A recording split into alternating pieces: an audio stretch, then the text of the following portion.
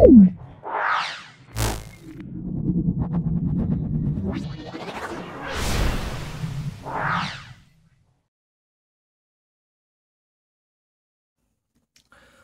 আমরা 152 থেকে শুরু করে 154 পেজে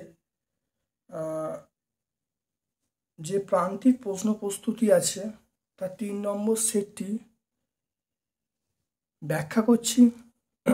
তোমরা ভিডিওটা প্রথম থেকে শেষ পর্যন্ত দেখো।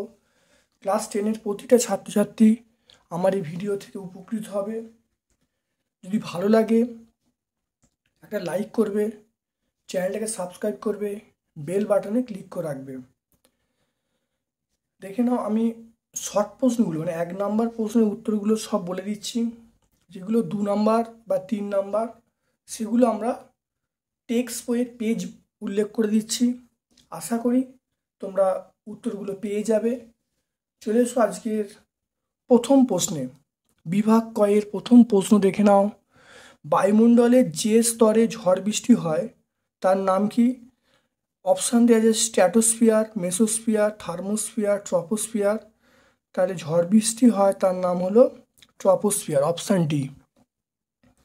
তারপর দেখো 16 গ্রাম অক্সিজেন গ্যাসের অবস্থার সমীকরণ। PV=NRT হবে, কিন্তু আমরা জানি W/M। তাহলে এখানে আমরা কত বলবো? N মানে আপ। তাহলে PV=R/2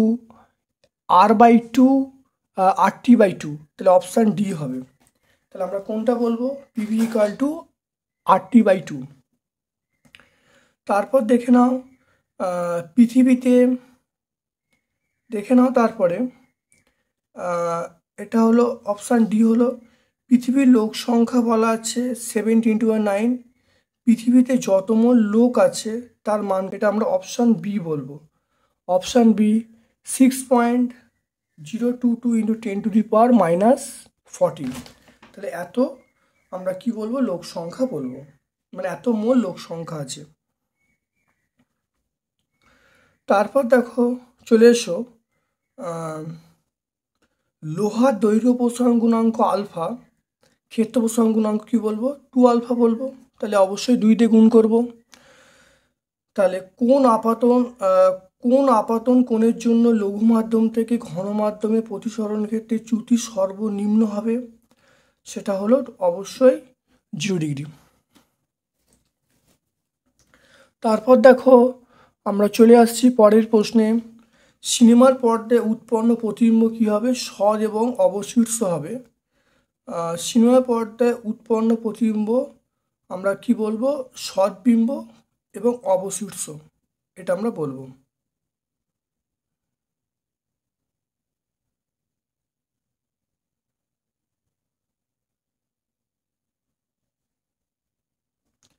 তারপর দেখো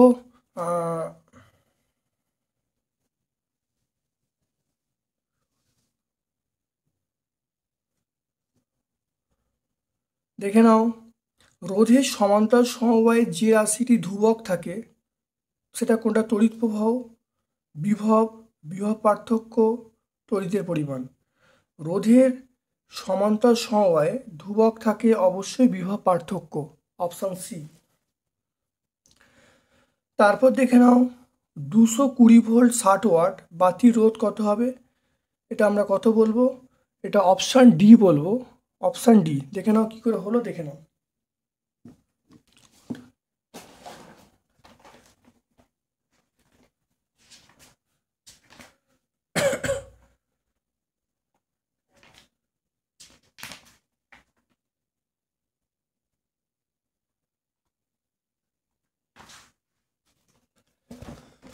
দেখে নাও, আমরা জানি R সমান V²/P, R সমান V²/P। ভি এর মান 220/P। পি এর মান এখানে দেয়া আছে, পি এর মান 60, 220/60 করলুম। তাহলে 220²/60। তাহলে এটা করলে দেখো 220 × 220/60। দেখে নাও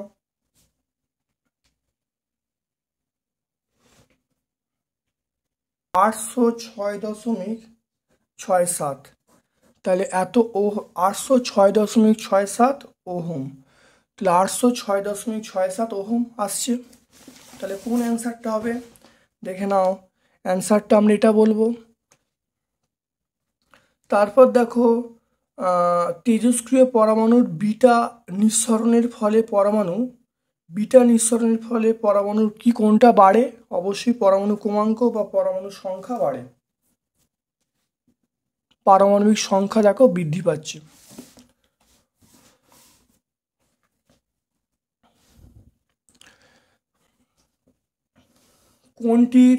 কোনটির পারমাণবিক ব্যাসার্ধ সর্বাধিক? এটা আমরা বলবো বি, সিএস বা সিজিয়াম সবচেয়ে বেশি। কোন যৌগটি সমযোজী হওয়া সত্ত্বেও উচ্চ গলনাঙ্ক বিশিষ্ট হয়? এমন একটি পদার্থের নাম, সেটা হলো SiO2, সিলিকন ডাইঅক্সাইড। তড়িৎ বিশ্লেষণের প্রক্রিয়া অ্যানোডে আমরা যে বিক্রিয়া ঘটে, ক্যাথোডে বিজারণ ঘটে, অ্যানোডে জারণ ঘটে, তাহলে জারণ বলবো। কপার সালফেটের জলীয় দ্রবণে অতিরিক্ত পরিমাণ জলীয় অ্যামোনিয়া যোগ করলে উৎপন্ন দ্রবণের বর্ণ কী হবে? গাঢ় নীল হবে। তারপর দেখো থার্মিট পদ্ধতিতে নিষ্কাশন করা হয় অবশ্যই অ্যালুমিনিয়াম। প্রদত্ত কোন যৌগটির সঙ্গে NaHCO3 এর বিক্রিয়া CO2 উৎপন্ন হবে? সেটা হলো মনে রাখতে হবে, CO2 উৎপন্ন হবে, সেই যৌগটার নাম হলো CH3COOH। CH3COOH এর সঙ্গে NaHCO3 বিক্রিয়া করলে CO2 উৎপন্ন হবে। তারপর দেখে নাও তাপন মূলের SI একক আমরা বলবো কিলোজুল পার কেজি। তাপন মূলের SI একক আমরা বলবো কিলোজুল পার কেজি। মিথেন হাইড্রেট কি? এটা আমরা দুয়ারি গাঙ্গুলি মাইতি পেজ নাম্বার 9 পেয়ে যাব। তুমি একটু শুনে নাও ভালো করে।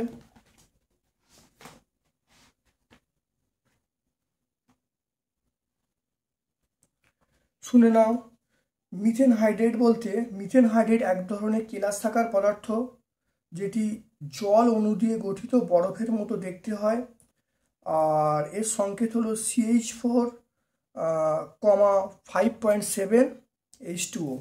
তাহলে এটা তোমরা পেয়ে যাবে ছায়া প্রকাশনীর বইয়ে, অর্থাৎ দুয়ারি গাঙ্গুলি মাইতি পেজ নাম্বার 9 তোমরা অবশ্যই পেয়ে যাবে।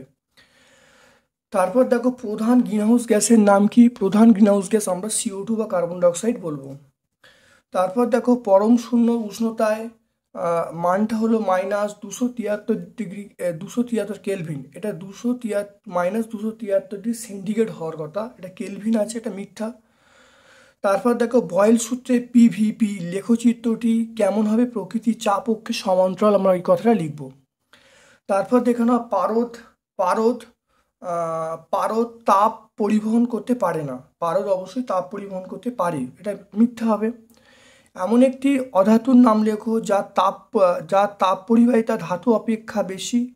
তাহলে এমন একটি অধাতুর নাম করো যার তাপ পরিবাহিতা ধাতু অপেক্ষা বেশি, সেটা আমরা কি বলবো? হিরে বলবো।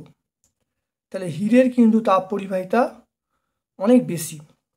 তারপরে আমরা দেখে নাও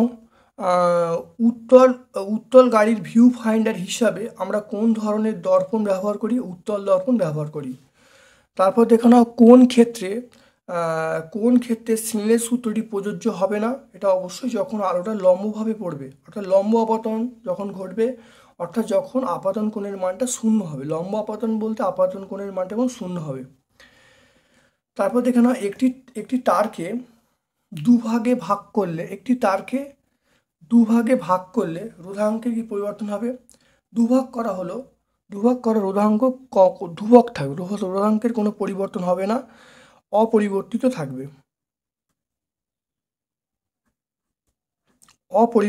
থাকবে। কারণ রোধাঙ্ক শুধুমাত্র একটা তারের ক্ষেত্রে রোধাঙ্ক একই ধরনের হয়, সুতরাং একটা তারকে মানে ভাগ করে দেওয়া হয়, রোধাঙ্কের কোনো পরিবর্তন হবে না, কিন্তু রোধের পরিবর্তন ঘটবে। তারপর দেখে নাও ওয়াট, ভোল্ট, অ্যাম্পিয়ার এককগুলি সম্পর্ক কি? আমরা বলবো ওয়াট সমান ভোল্ট ইন্টু অ্যাম্পিয়ার। তাহলে সম্পর্ক হলো, এটা মনে রাখবে, ওয়াট সমান ভোল্ট ইন্টু অ্যাম্পিয়ার। এটা আই মানে অ্যাম্পিয়ার উল্লেখ করছি, তাহলে ওয়াট সমান ভোল্ট ইন্টু অ্যাম্পিয়ার। তারপর দেখে নাও কোনো তেজস্ক্রিয় পরমাণু কোনো তেজস্ক্রিয় পরমাণু থেকে কোন তেজস্ক্রিয় রশ্মি নির্গত হলে পারমাণবিক সংখ্যা হ্রাস পায়, এটা আমরা বলবো আলফা কণা। তাহলে তেজস্ক্রিয় রশ্মি এবং তেজস্ক্রিয় মৌলের পরমাণুর কোন অংশ থেকে নির্গত হয়, অবশ্যই আমরা বলবো নিউক্লিয়াস থেকে নির্গত হয়। কোথা থেকে নির্গত হয়? নিউক্লিয়াস থেকে নির্গত হয়। তারপরে দেখো সবচেয়ে তড়িৎ-ঋণাত্মক মৌল হলো, সবচেয়ে তড়িৎ-ঋণাত্মক মৌল কোনটা, সেটা আমরা বলবো ফ্লুরিন। তারপর দেখো একটি চ্যালকোজেন মৌল, এটা হলো সালফার। একটি সমযোজী যৌগের নাম করো, একটি সমযোজী যৌগের নাম হলো সেটা আমরা কি বলবো, সমযোজী যৌগ হলো আমরা বলবো অ্যামোনিয়া। একটি অধাতব পরিবাহী আমরা বলবো গ্রাফাইট। তাহলে দেখো নাম্বার দেওয়া আছে, দেখে নাও ভালো করে। তারপর দেখো দেওয়া আছে ইলেকট্রোলাইটিক গ্যাস কাকে বলে, এটা আমরা আগের স্কুলে করলাম, দেখে নাও। ইলেকট্রোলাইটিক গ্যাস দেখো আগের স্কুলে আমরা করলাম। এই উত্তরটি হবে জলের তড়িৎ বিশ্লেষণে ক্যাথোড এবং অ্যানোডে উৎপন্ন গ্যাস দুটির মিশ্রণ কি, আমরা ইলেকট্রোলাইটিক গ্যাস বলবো। তাহলে জলের তড়িৎ বিশ্লেষণে ক্যাথোড ও অ্যানোডে উৎপন্ন গ্যাস দুটির মিশ্রণকে আমরা কি বলবো, ইলেকট্রোলাইটিক গ্যাস বলবো। তারপর দেখে নাও ধাতব মূলক শনাক্তকরণে H2S এর কোন ধর্ম প্রয়োগ করা হয়, অবশ্যই বিজারণ ধর্ম প্রয়োগ করা হয়। তারপর দেখো কপার সালফেটের জলীয় দ্রবণ H2S পাঠালে কালো বর্ণের পদার্থের নাম হলো CuS, কপার সালফাইড, এটা কালো বর্ণে উৎপন্ন হবে। তারপর দেখো পরের প্রশ্নটা 2.14, NaOH এর ক্ষারের NaOH যে ক্ষার আছে তার দ্রবণের মধ্য দিয়ে H2S পাঠালে এবং তার মধ্যে কয়েক ফোঁটা সোডিয়াম নাইট্রোক্সাইড দ্রবণ যোগ করলে দ্রবণের বর্ণ কি হবে, দ্রবণের বর্ণ আমরা বলবো বেগুনি হবে। তারপর দেখো থার্মিট পদ্ধতিতে কোন ধাতু নিষ্কাশন করা হয়, থার্মিট পদ্ধতিতে আমরা অবশ্যই অ্যালুমিনিয়াম নিষ্কাশন করব। থার্মিট মিশ্রণ কি, এটা আমরা অবশ্যই পেজ নাম্বার 133-এ পেয়ে যাব, দুয়ারি গাঙ্গুলি মাইতি। আমি বলছি তো একটু দেখে নাও। থার্মিট পদ্ধতি এটা হলো 3 ভাগ Fe2O3 এবং 1 ভাগ Al এর মিশ্রণকে থার্মিট মিক্সচার বলে। তাহলে 3 ভাগ ফেরিক অক্সাইড এবং 1 ভাগ অ্যালুমিনিয়াম চূর্ণের মিশ্রণকে আমরা কি বলবো, থার্মিট মিশ্রণ বা থার্মিট মিক্সচার বলবো। তারপরে দেখে নাও আমরা 2.16 কোন ধাতুটি পিতল এবং ব্রোঞ্জে পাওয়া যায়, কপার বলবো, এটা কপার, পিতল ও ব্রোঞ্জে পাওয়া যায়। মনে রাখতে হবে কপার এবং জিঙ্ক দুটোই কিন্তু পিতল এবং ব্রোঞ্জে পাওয়া যায়। যেহেতু কপারের পরিমাণটা অনেক বেশি থাকে তাহলে আমরা অ্যান্সারটা কি লিখবো, কপার লিখবো। তাহলে অ্যান্সার কপার, Cu মানে কপার আমরা লিখবো। তারপর দেখো কার্বন দ্বিবন্ধনযুক্ত যৌগের নাম আমরা বলবো ইথিলিন। কার্বন দ্বিবন্ধনযুক্ত একটি যৌগের নাম আমরা বলবো ইথিলিন। তারপর দেখো আমরা বলবো HCH এই বন্ধন কোণের মান কত, 109 ডিগ্রি 28 মিনিট, আমরা বলবো 109 ডিগ্রি 28 মিনিট বলবো। পরের প্রশ্ন দেখো অ্যালকেনের সাধারণ সংকেত কি, অ্যালকেনের সাধারণ সংকেত হলো CnH2n+2। তাহলে অ্যালকেনের সাধারণ সংকেত হলো CnH2n+2 হলো অ্যালকেনের সাধারণ সংকেত। তারপর দেখে নাও বিভাগ গয়ে দেখে নাও মানব স্বাস্থ্য এবং পরিবেশের ওপর ওজোন স্তরের ক্ষতিকারক প্রভাব, এটা তোমরা পেজ নাম্বার 4-এ দেখবে, অবশ্যই উত্তর পেয়ে যাবে, খুব সুন্দর করে আছে, দেখতে পাবে অনেকগুলো পয়েন্ট আছে, তোমরা 2টো পয়েন্ট লিখলেই উত্তর হয়ে যাবে। তারপর দেখবেন অঙ্ক আছে যে উষ্ণতায় 28 গ্রাম N2 আয়তন 2.56 ATM এবং 10 লিটার আয়তন বলা আছে, আয়তন 2.56 ATM চাপে 10 লিটার উষ্ণতা নির্ণয় করো, আর এর মান বলা আছে। খুব ইম্পর্টেন্ট অঙ্ক, খুব ভালো করে দেখে নাও।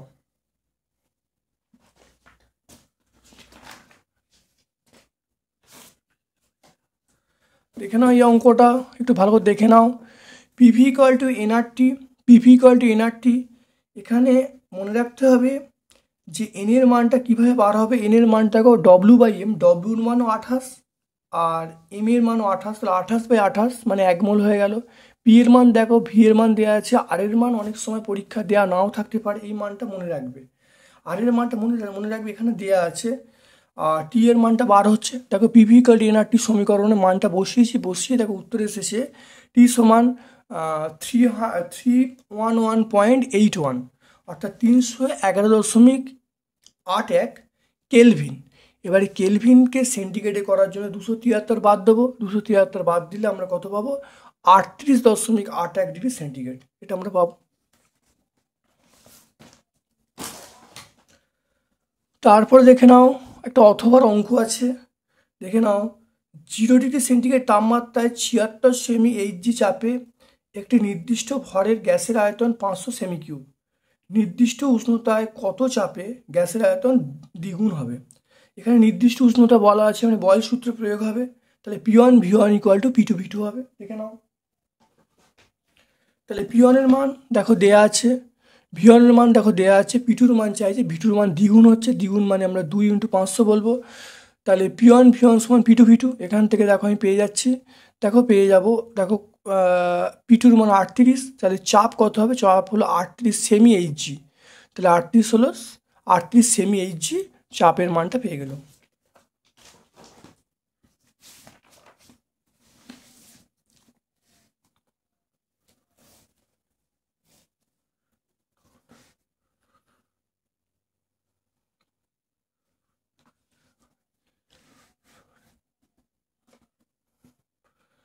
তাহলে অবতল দর্পণের সাহায্যে অসৎ সমশীর্ষ এবং আকারে বড় প্রতিবিম্ব গঠন কিভাবে করবে?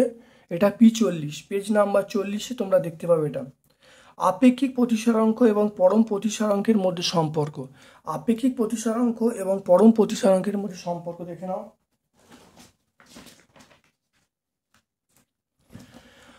আপেক্ষিক প্রতিসরাঙ্ক দেখে নাও, তাহলে প্রথম মাধ্যমের সাপেক্ষে দেখে নাও, প্রথম মাধ্যমের সাপেক্ষে দ্বিতীয় মাধ্যমের প্রতিসরাঙ্ক। তাহলে প্রথম মাধ্যমের সাপেক্ষে দ্বিতীয় মাধ্যমের প্রতিসরাঙ্ক আমরা কি বলবো? দেখো প্রথম মাধ্যম 1, দ্বিতীয় মাধ্যম 2, তাহলে এটা লিখবো 1μ2, এটা বলবো। আর এটা যদি ভাঙি তাহলে এটা এখানে এয়ার হবে, এখানে এয়ার হবে, তাহলে প্রথমে এটা উপরে বসবে, তাহলে দেখে নাও, তাহলে aμ2/aμ1, তাহলে এটাই হলো, তাহলে aμ2 মানে বায়ুর সাপেক্ষে দ্বিতীয় মাধ্যমের প্রতিসরাঙ্ক, এটা হলো বায়ুর সাপেক্ষে প্রথম মাধ্যমের প্রতিসরাঙ্ক, তাহলে এটাই কিন্তু সম্পর্ক। ঠিক আছে, আপেক্ষিক প্রতিসরাঙ্কের সঙ্গে এগুলো পরম প্রতিসরাঙ্ক, আপেক্ষিক প্রতিসরাঙ্কের সঙ্গে পরম প্রতিসরাঙ্কের সম্পর্ক কিন্তু এটাই। এটাই পরীক্ষা লিখে দাও, তাহলে ফুল মার্কস তোমরা পেয়ে যাবে। তারপর দেখে নাও একটি তড়িৎ কোষে তড়িৎচালক বল ই, অভ্যন্তরীণ রোধ আর, কোষটিকে বাহ্যিক রোধের সাথে যুক্ত করা হলো। রোধের বৃহৎ পার্থক্য কোষের তড়িৎচালক বলের অর্ধেক হলে বাহ্যিক রোধ কত হবে? দেখে নাও, এখানে দেখে নাও ই সমান, আমরা জানি ই সমান IR + IR, তাহলে ই মানে আমরা কি বলবো? ই মানে আমরা বলবো IR + IR।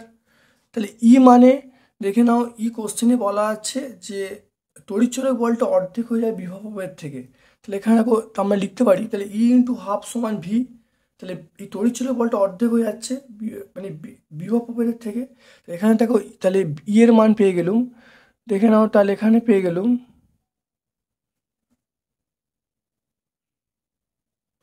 তাহলে ই এর মান দেখো এখানে পেয়ে গেলুম 2v পেয়ে গেলুম। এই 2vর মানটা দেখো এখানে ওই সমীকরণে বসাচ্ছি, দেখো ভি, তাহলে 2v সমান v + IR, তাহলে v সমান IR পেয়ে গেলুম, তাহলে v সমান IR। আবার আমরা জানি যে v সমান IR, এখানে আমরা বার করলুম v সমান I × r। এবার আমরা জানি v সমান I × R, দুটো কম্পেয়ার বা তুলনা করা হলো, তাহলে r সমান r, অর্থাৎ বাহ্যিক রোধটা অভ্যন্তরীণ রোধের সমান হবে। তাহলে উত্তর হবে বাহ্যিক রোধটা অভ্যন্তরীণ রোধের সমান হবে। তারপর দেখে নাও আয়নীয় যৌগগুলি, পরেরটা দেখে নাও, আয়নীয় যৌগগুলি কঠিন হয় কেন? আয়নীয় যৌগগুলি কঠিন হয়, এটা আমরা সাঁতরা প্রকাশনী যে সহায়িকা আছে তার পেজ নাম্বার 386 পেজে অবশ্যই পেয়ে যাব। তোমরা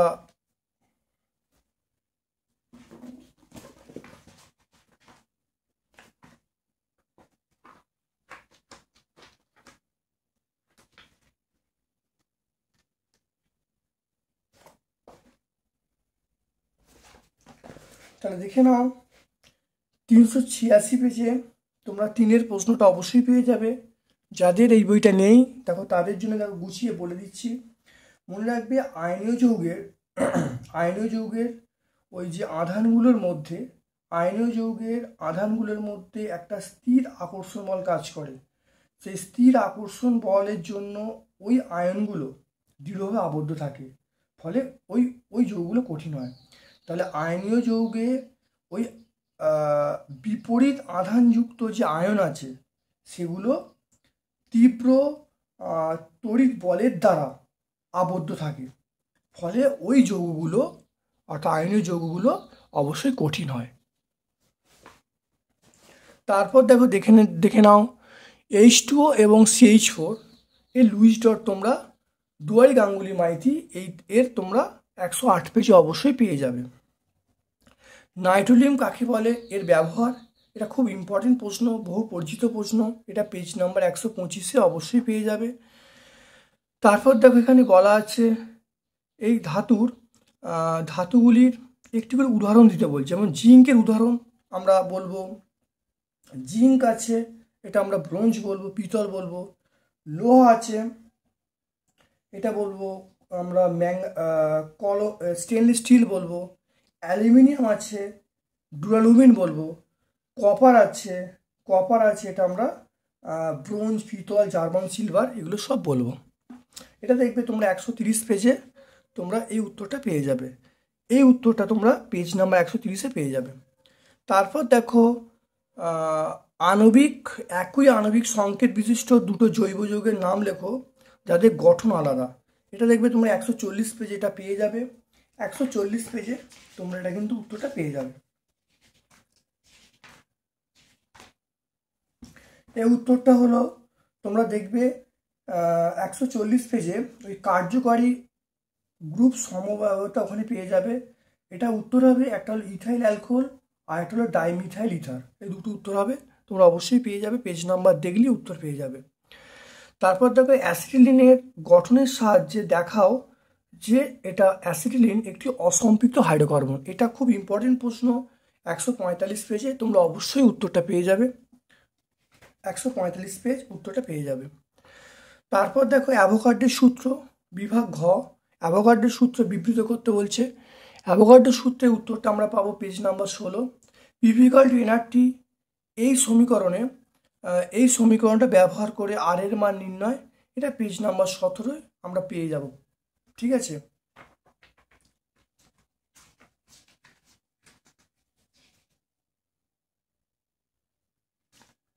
পেজ নাম্বার 17-18 পেজ নাম্বার 17 থেকে 18 এই পেজের মধ্যে আমরা এই উত্তরটা পেয়ে যাব। তারপর দেখো আমরা চলে আসছি এইটা 4.3 তাপ পরিবাহিতা কাকে বলে, তাপ পরিবাহিতার এসে একক কি, এটা আমরা পেজ নাম্বার 33-এ পেয়ে যাব।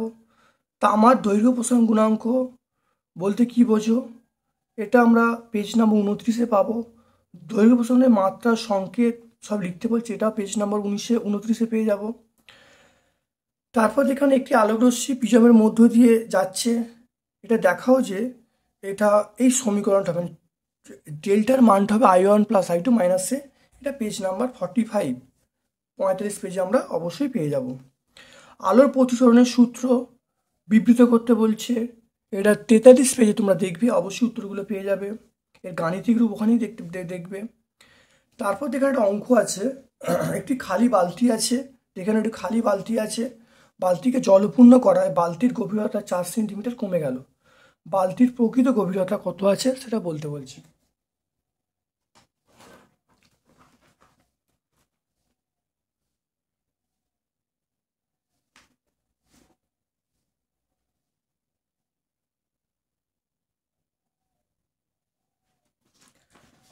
দেখে নাও, খুব ভালো করে দেখে নাও। বায়ু সাপেক্ষে ঘনমাধ্যমের প্রতিসরাঙ্ক, বায়ু সাপেক্ষে ঘনমাধ্যমের প্রতিসরাঙ্ক আমরা কি বলবো? এমইউ ডব্লিউ বলবো। তাহলে প্রকৃত গভীরতা বা আপাত গভীরতা, এর দেখো মানটা বলা আছে 4/3। তাহলে প্রকৃত গভীরতা বার করার জন্য আমরা কত বলবো? কোনাকুনি গুণ করব। কোনাকুনি গুণ করলে তাহলে দেখো আমরা 16/3 পাবো। 16/3 মানে 5.33 সেন্টিমিটার, উত্তরটা পেয়ে যাব। এরপর দেখে নাও, এর তুল্যরোধ বার করতে বলেছে। এই বর্তনীর তুল্যরোধ মানে বি এবং সি বিন্দুর তুল্যরোধটা বার করতে বলছে।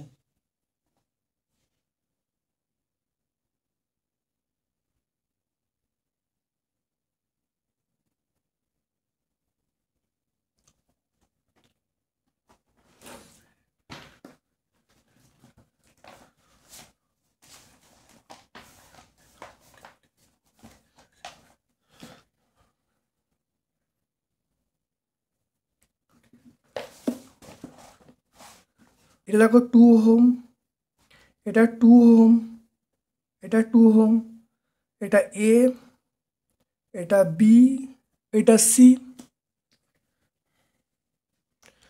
তাহলে দেখে নাও, তাহলে বি এবং সি এর মধ্যে তুল্যরোধ বার করতে বলি। বি এবং সি এর মধ্যে তুল্যরোধ আমরা বার করব। দেখে নাও, প্রথমে দেখে নাও এখানে কারেন্ট যাচ্ছে, তাহলে এটা প্লাস এটা হবে। দেখে নাও, তাহলে বি এবং সি এর মধ্যে তুল্যরোধ কি করে হবে? দেখে নাও, বি এবং সি এর মধ্যে তুল্যরোধ, দেখে নাও এইটা, এটা প্লাস এটা যোগ করলে কত হবে? যোগ করলে 4 হবে, কারণ এইটা দেখো শ্রেণী সমবায় আছে, এটাও শ্রেণী সমবায় আছে। তাহলে এটা 2 + 2 যোগ করলে 4 হবে, আর এটা দেখো 2 + 2 যোগ করলে 4 হবে। তাহলে ব্যাপারটা কি হলো? 2 + 2 4, এটা 4। এই সমগ্র ব্যবস্থাটা এরকমভাবে আছে, এরকমভাবে আছে। তাহলে এটা হলো 4 হলো, তাহলে এটা হলো 4 ওহম হলো। তাহলে এবারে আমার এই যে প্রান্তটা, এই প্রান্তটা একটা বি একটা সি চলে আসছে। তাহলে তুল্যরোধ বার করার নিয়ম হলো, তাহলে 4 × 4/4 + 4 সমান্তরাল সমবায় নিয়ম হলো দুটো রোধের গুণফল বাই দুটো রোধের যোগ। তাহলে এত ওহম হবে। তাহলে এটা কত হবে? 16, 4 4 16/8, এটা কাটাকাটি করলে 2 হবে। তাহলে 2 ওহম হয়ে গেল। তাহলে ভালো করে দেখে নাও, তাহলে বি এবং সি এর মধ্যে যে তুল্যরোধ তাহলে কত হবে? আমরা বলবো 2 ওহম বলবো।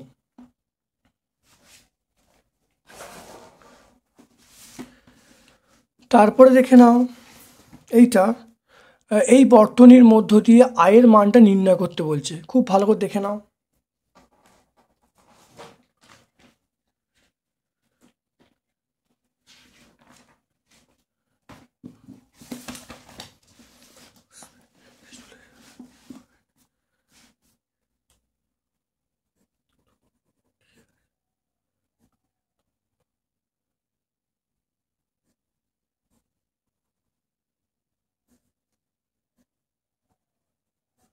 কিভাবে হচ্ছে। তাহলে প্রথমে বর্তনীর আমরা রোধটা বার করব। বর্তনীর যে রোধটা, তাহলে বর্তনীর রোধ আমরা বার করব। দেখে নাও, বর্তনীর রোধ এখানে 1 আছে, 1 লিখলাম।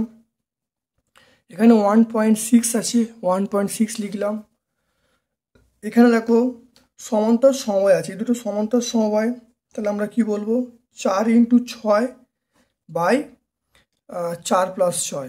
দুটো রোধ সমান্তর সমবায় থাকলে দুটো রোধের গুণফল বাই যোগফল হবে। তাহলে দেখে নাও, তাহলে 1 + 1.6, এটা আমরা কত বলবো?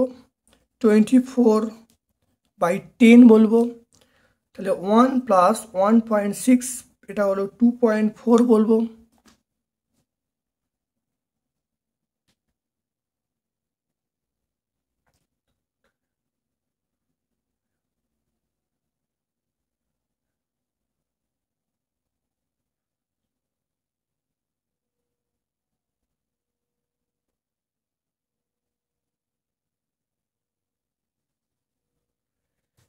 এটা দেখো করলে যেটা আসবে সেটা হলো 5 ওহম আসবে।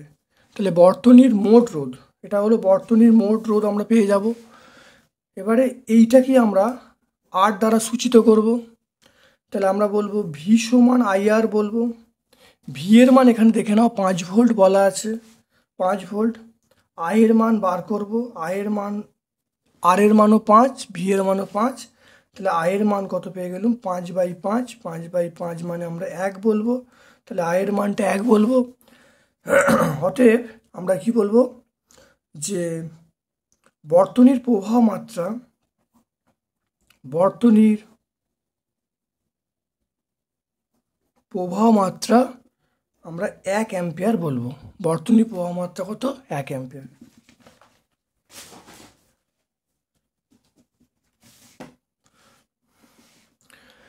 দেখে নাও এরপরে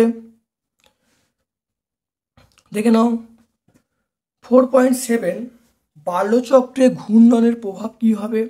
তড়িৎ প্রবাহ উল্টে দিলে বার্লোচক্র বিপরীত দিকে ঘুরবে।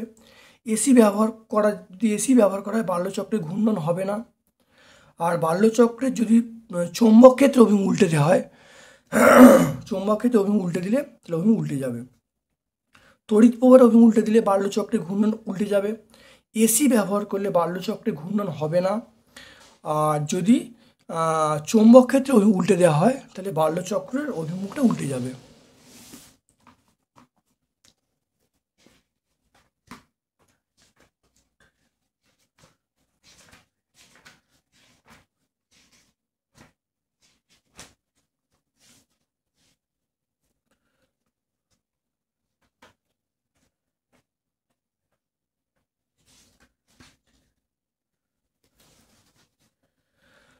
তাহলে ভর ভর ত্রুটি কাকে বলে? এটা আমরা পেজ নাম্বার 91, তাহলে 91 পেজের মধ্যে আমরা পাবো। 91 পেজে আমরা দুয়ারি গাঙ্গুলি মাইতি 91 পেজে পাবো। নিউক্লিয় সংযোজনে যে শক্তি মুক্ত হয় তার উৎস কী? তার নিউক্লিয় সংযোজনে যে শক্তি মুক্ত হয় তার উৎস অবশ্যই ভর বিচ্যুতি। তার উৎস হলো ভর বিচ্যুতি বা ভর ঘাটতি।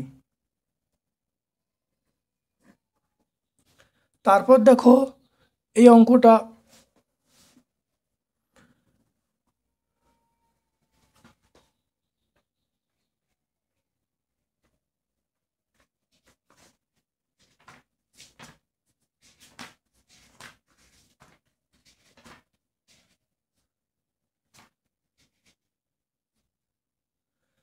এটা দেখে নাও। মৌলের তড়িৎ ঋণাত্মকতা বলতে কি বোঝো?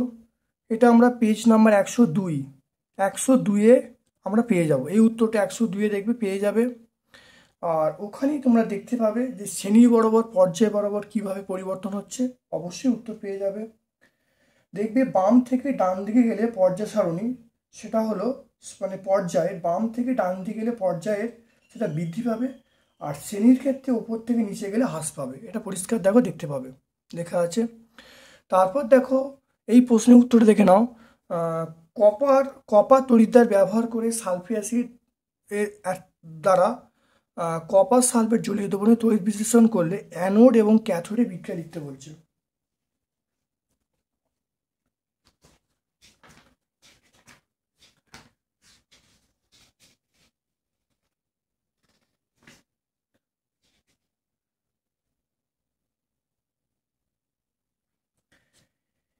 এটা তোমরা দেখতে পাবে, এটা খুব সুন্দর করে করা আছে। এটা তোমরা পেজ নাম্বার 115, পেজ নাম্বার 115 তোমরা এই উত্তরটা পেয়ে যাবে। দেখবে ক্যাথোড এবং অ্যানোডের বিক্রিয়া বলে লেখা আছে। ক্যাথোডে সিউ উৎপন্ন হচ্ছে আর অ্যানোডে Cu2+ উৎপন্ন হচ্ছে। দেখে বিক্রিয়া দেখলেই বুঝতে পারবে। তারপর দেখো স্পর্শ পদ্ধতি বলতে বলছে, খুব ইম্পর্টেন্ট। স্পর্শ পদ্ধতি থেকে SO3 শিল্প উৎপাদনে সমীকরণ দিতে বলছে। উৎপন্ন SO3-কে কীভাবে H2SO4 তৈরি করা যাবে। অর্থাৎ এক কথায় বললে স্পর্শ পদ্ধতিটা ব্যাখ্যা করতে বলছে। দেখে নাও।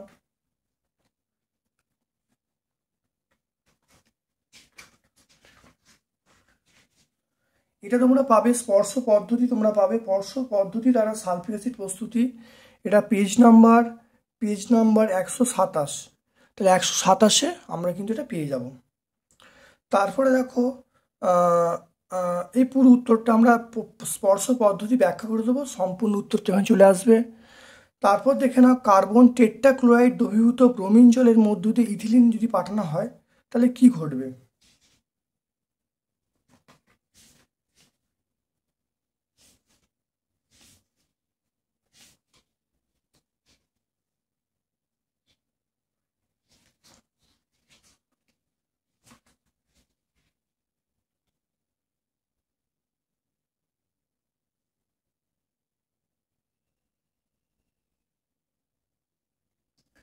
এটা তোমরা দেখবে পেজ নাম্বার 144। পেজ নাম্বার 144 দেখবে ব্রোমিনের যে জুট বিক্রিয়া বলা আছে, সেই ব্রোমিনের জুট বিক্রিয়াটা টোটাল লিখলেই হয়ে যাবে। তারপর দেখো লিডলার অনুঘটক কাকে বলে। লিডলার অনুঘটক এটা একটা ভিন্ন ধর্মী অনুঘটক। বলবে লিডলার অনুঘটক, দেখো বলছি এটা একটা ভিন্ন ধর্মী অনুঘটক যা ক্যালসিয়াম কার্বনেট বা বেরিয়াম সালফেটের ওপর জমা প্যালাডিয়াম দিয়ে গঠিত, আর বিভিন্ন ধরনের সীসা সালফার দ্বারা এটা বিষাক্ত হয়। তাহলে বলবে এটা একটা ভিন্ন ধর্মী অনুঘটক যা ক্যালসিয়াম কার্বনেট এবং বেরিয়াম সালফেটের ওপর জমা প্যালাডিয়াম নিয়ে গঠিত হয়, তারপরে বিভিন্ন ধরনের সীসা সালফার দিয়ে বিষাক্ত হয়। এটা কি করে, অ্যালকিন থেকে অ্যালকেনে পরিণত করে, অর্থাৎ অ্যালকিন থেকে অ্যালকেন। মনে রাখতে হবে এই অনুঘটক ব্যবহার করা হয় কখন, অ্যালকিন। তাহলে মনে রাখতে হবে অ্যালকিন থেকে আমরা অ্যালকেন তৈরি করতে আমরা এই অনুঘটক ব্যবহার করি। অ্যালকিন থেকে অ্যালকেন তৈরি করতে আমরা এই অনুঘটক ব্যবহার করি। তারপর দেখে নাও রূপান্তর করতে বলেছে। এটা হলো অ্যাসিটিলিন থেকে